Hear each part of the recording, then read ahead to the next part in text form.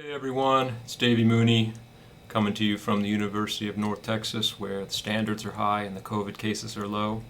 I run the jazz guitar program here. I'm a Benedetto artist, Sunnyside Records artist, and I'm going to talk to you today about chord melody and go through a chord melody I did a solo guitar arrangement on. I Got It Bad and That Ain't Good, but I would be remiss if I didn't mention that Live at National Sawdust is in the first round for Grammy consideration in the Best Jazz Instrumental Album category, 33, entry 176.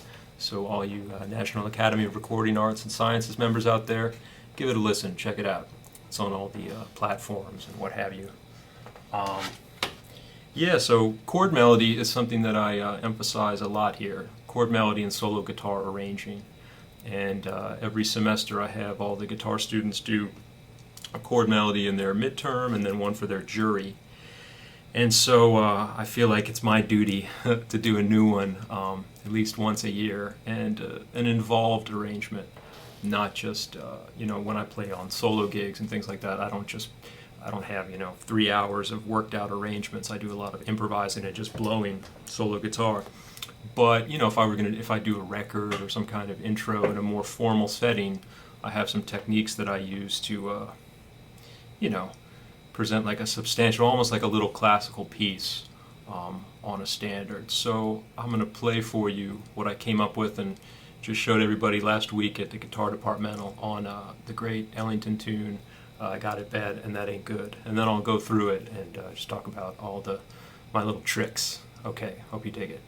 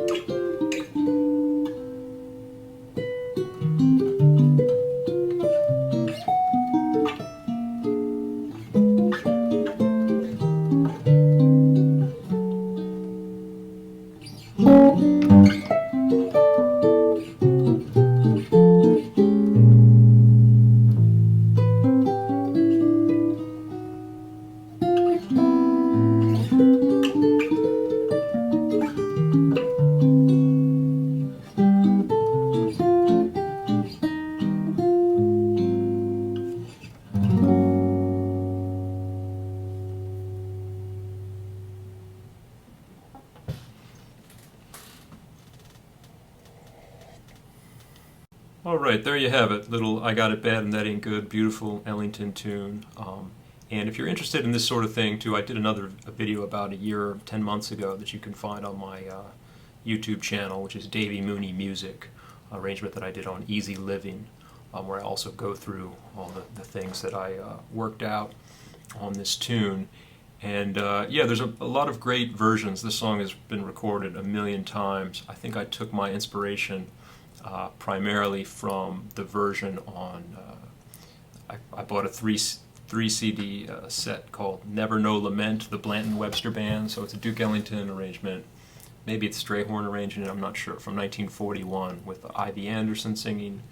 And it's just great. There's all these little snaky inner lines, and I tried to put some of those in there. But I'll go through it, everything I did. So I start out, which is basically the actual chord of the song. I'm in the key of G, so it's kind of a G diminished to G.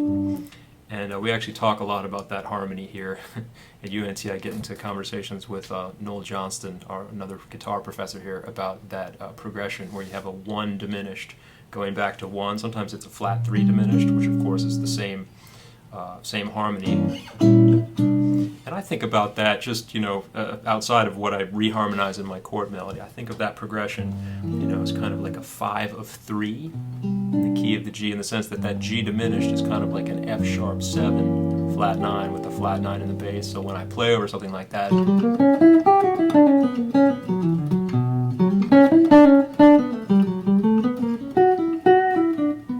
but anyway, that's a topic for another day.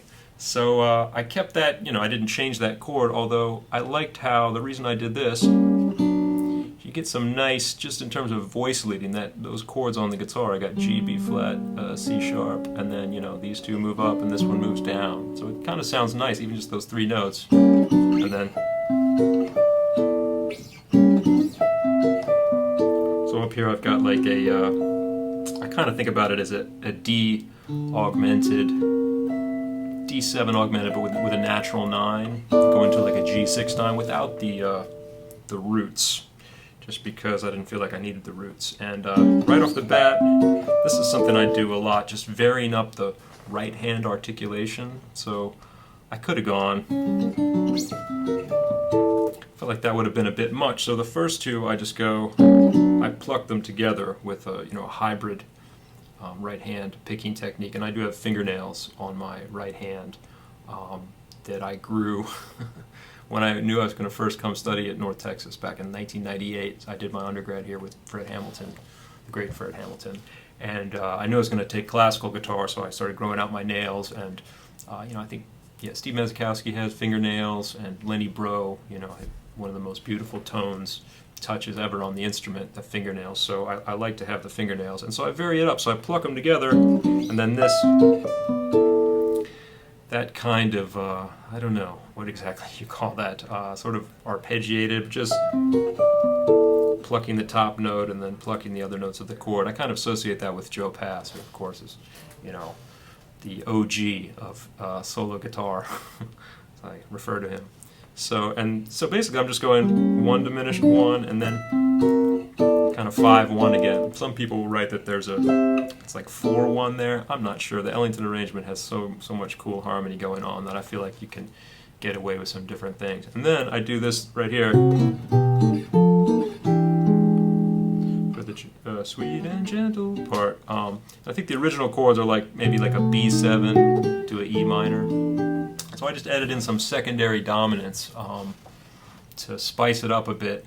I learned that technique as back cycling, the idea that you can cycle back through the cycle of fifths or cycle of fourths, but 5-1 progression. So instead of just going B7, E minor, I kind of go 5 of B7 to B7, and then instead of going right to E minor, I put in like a tritone sub F7. So I've really just added another secondary dominant and used a tritone substitution. So I guess the literal secondary dominant of B7 would have been F sharp 7. I could have done that too, but I decided to go. Sort of like the bass motion. I don't know. There's different ways to do it. And then again, just varying up the texture. You have a big A7 chord there for 2 bars, kind of like But Beautiful does that as well. Well, that's that 2 dominant just hanging out there for a while. So I just went, I guess these are sevenths, just in that key, in that mode, sort of A7, A mixolydian, I guess. And then, that's not a 7th, whatever that is. I guess that's a 10th. And then another little moving line. So that line kind of leads down to there. So far I got kind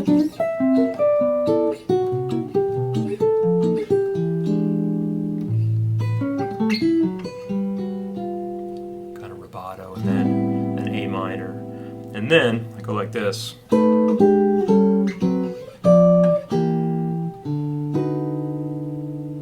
So that's definitely the back cycling technique.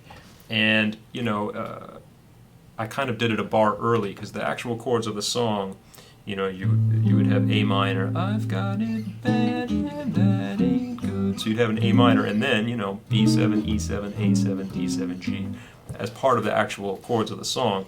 So what I did is I just started this cycle of dominance a bar earlier. And so for the I Got It Bad part, I did basically, and I didn't use any roots, just kind of the tritones themselves, the thirds and sevens. And then I basically went down, but I had to shift up to get the melody. So you could maybe think of it as, I don't know, F7, E7, E flat 7, D7, G7, C7, and then instead of going to B7, I did like a B triad with D in the bass, and that's like a D7 flat 9 13. So again, let's see.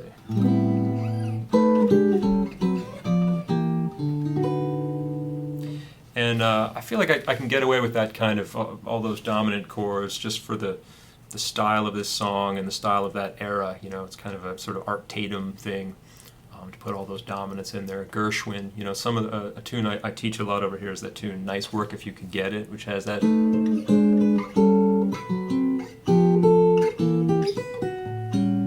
very similar harmony to what I just did. So, and then this little trick.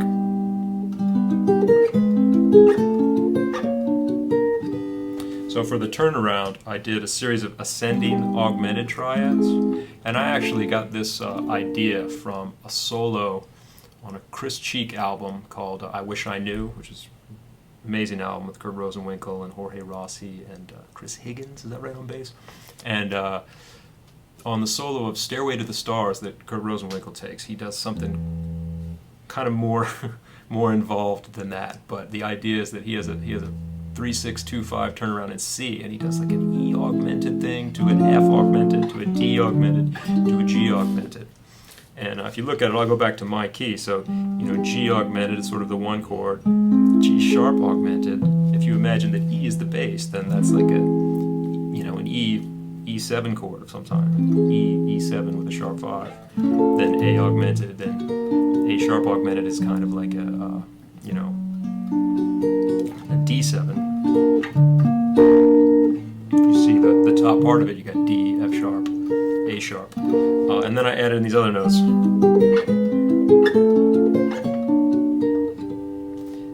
yeah, it sounds really cool. Ascending augmented triads on a turnaround like that. So kudos to Mr. Rosenwinkel and whoever he got it from. Unless he invented it, which is possible, I guess.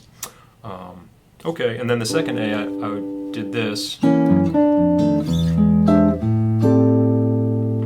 So again, kind of a back cycling thing. F sharp 7, F13,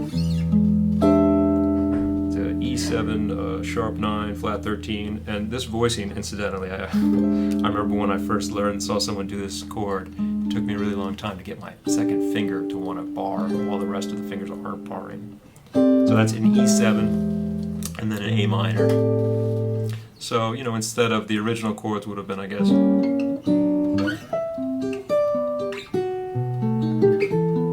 I've got F sharp 7, kind of 5 of 3 again. So it's in some ways it's similar to going if the chord after this had been G, but contrary motion and just creating a cycle of dominance again. So F sharp is, you know, kind of 5 of B7 and F7 is a tritone sub for B7. A minor, and then I get to the E minor there, which normally would have been, well actually that's in the right spot, right? Sweet and gentle.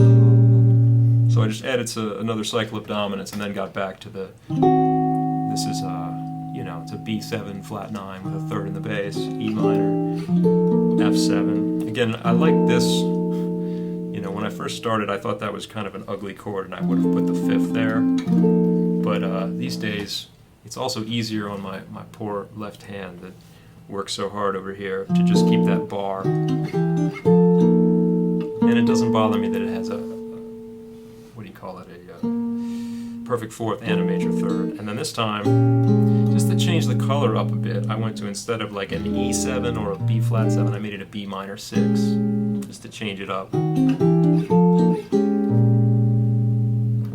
And then for this next part, this A7 part, I did this little figure here. And so the idea is harmonically I've got that melody, the way he should, or whatever the lyrics are there. And I have a kind of an A minor to an A7 to an A sus to an A7 sharp 11. Try to have that ascending line going against the melody, and also just the technical exercise of being able to sustain those lines so you can hear, you know, like two things going on. So we've been working on a lot of Bach lute stuff over here, particularly like the C minor 997 prelude, so beautiful. And so I've been working out some kind of finger twister, like tongue twister things with your fingers, where a certain fingering enables you to do a certain thing, and if you used a different fingering it would be impossible. So I think that's where this came from. A minor again, and I actually continued the same idea here, just with, again, with a different articulation. So it's the same basic idea that you're going A minor to A7 to A sus, and then it takes me to a B7, which is the actual chord of the song at that point, right? Good. So from there, so I've got, oops.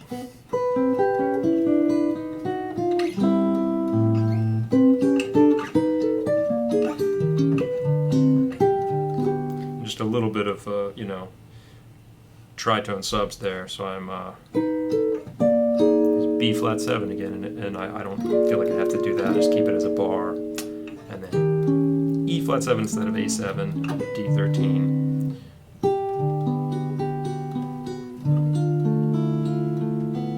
Just kind of a nice little arpeggiated thing with some nice voicings, G major 7 and a G dominant 7.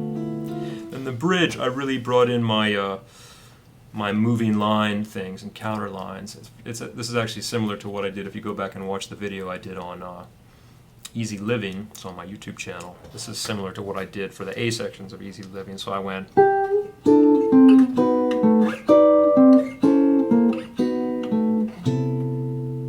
so that craziness is, I really like this interval structure, the idea of having a second and then a fourth, and taking that through different keys. So you take it through major keys.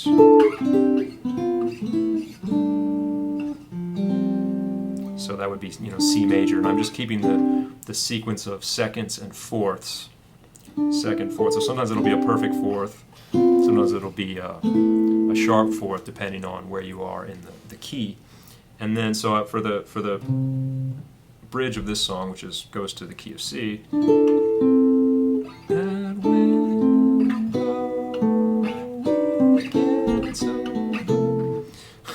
So that's a B triad right there. And I just bar because it's easier on my finger. So I have this little counter melody.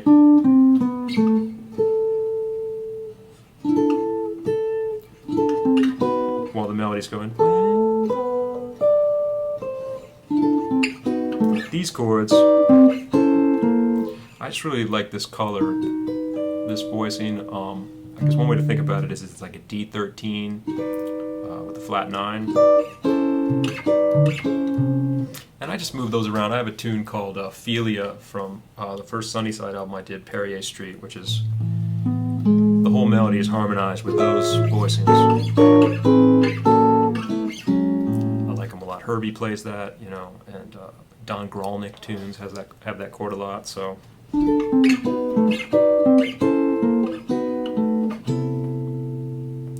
C6, and then I did the same thing when the chord goes, I guess it's F7 or C minor. I did like kind of a C melodic minor scale. Are those the same voicings? Yeah. Second and fourth, in this case, so it's a minor second and an augmented fourth. And having that counter line against the melody, and hopefully making the melody more prominent, because whenever you have a moving line, it's going to stand out anyway because it's moving. So I try to articulate it in a way that the melody still stands out. And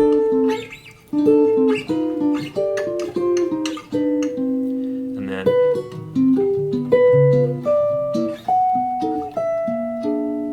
just, you know, I think I just kind of came up with that, a sort of whimsical series of dominant cycles. You know, it's kind of, let's see, what do we call this? We could call it an E flat diminished going to G over D, or you could also, I guess, think of it as A flat 7 over E flat going to G over D, and then C sharp 7, C7, B7, B flat 7, because I know that I was heading towards A minor, so I just went through a sequence of dominants, you know. And again, you get contrary motion, that always sounds good.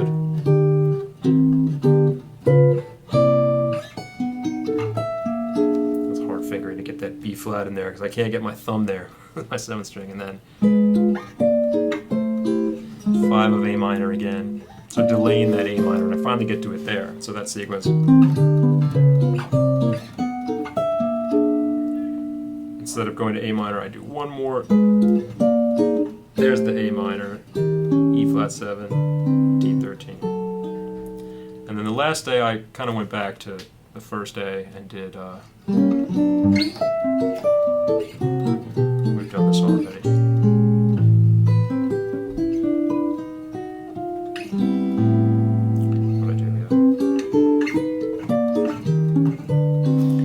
For a little tag, I wanted to bring back those augmented chords because they were kind of fun, so I went.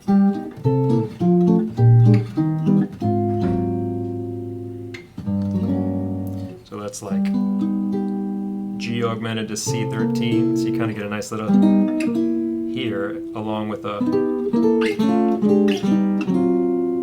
That's the upper structure of that without the bass notes.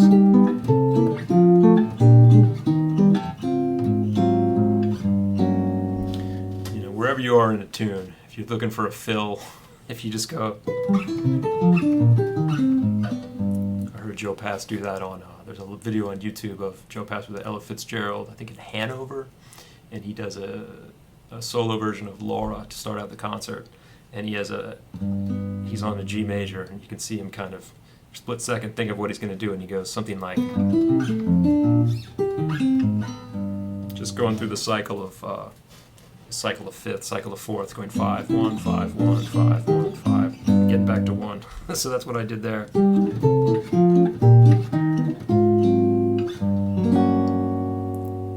then ended on an F sharp over G.